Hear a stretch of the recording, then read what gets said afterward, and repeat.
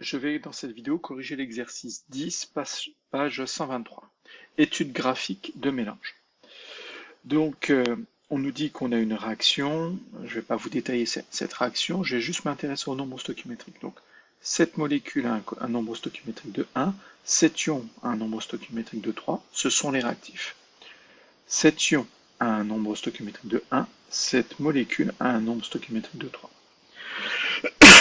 Les graphes A et B donnent les quantités initiales des réactifs en mol. Donc on nous dit que le premier réactif a été introduit avec 6 moles, le deuxième réactif avec 6 moles. Le premier réactif avec 2 moles, le deuxième avec 6 moles.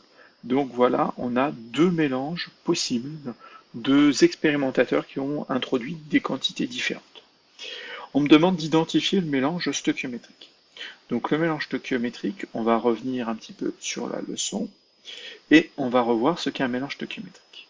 Un mélange stoichiométrique est un mélange de réactifs, donc c'est le mélange au départ, c'est le mélange initial, dont les quantités ont été choisies pour qu'il soit totalement consommé à la fin de la transformation chimique. C'est-à-dire qu'on a choisi les quantités exactes pour que tous les réactifs soient totalement consommés à la fin. C'est-à-dire qu'il ne reste plus aucun des réactifs. Donc, pour identifier, il va falloir finalement que les deux réactifs soient limitants. Donc, il va falloir pour ça comparer les rapports. Donc, il y a un mélange stoichiométrique quand les rapports N0 de C6H8O7, qui est le premier réactif, qui est celui-ci, divisé par 1 parce que son nombre stoichiométrique vaut 1, et N0 de HO-, c'est le deuxième réactif, divisé par 3 parce que son nombre stoichiométrique est 3, sont égaux. Donc oui, en effet, on est passé un peu vite tout à l'heure, mais la relation mathématique pour un mélange stoichiométrique, c'est la quantité de matière initiale du réactif A divisé par son nombre stoichiométrique est égale à la quantité de matière initiale du réactif B divisé par son nombre stoichiométrique, sachant que je pars de cette réaction-là. Donc réactif A, réactif B, nombre stoichiométrique, petit a, petit b. Alors, donc je vais prendre les deux cas, donc je vais prendre le cas A et le cas B. Donc, pardon.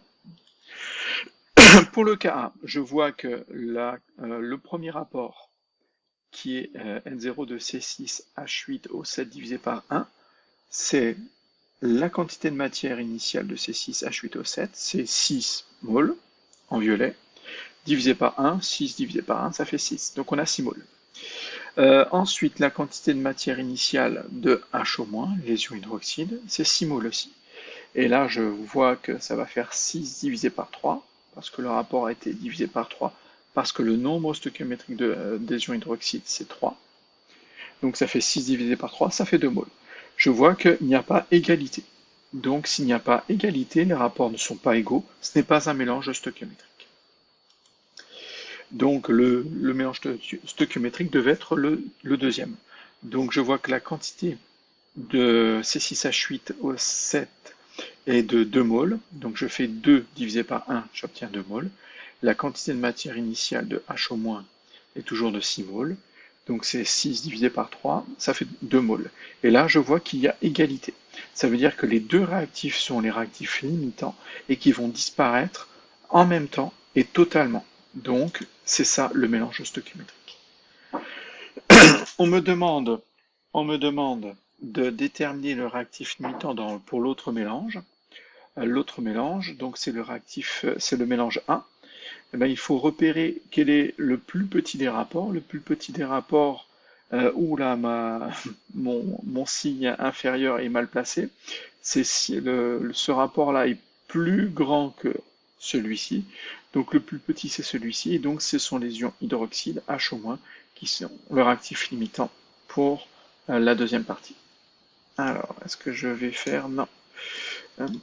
Je n'ai pas réussi à faire disparaître le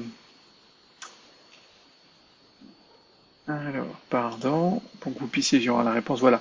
Dans le mélange A, le rapport de l'ion hydroxyde H- est le plus faible, donc c'est lui le réactif limitant. Je peux déjà tout de suite aussi corriger devant vous cette énormité. Voilà, c'est mieux.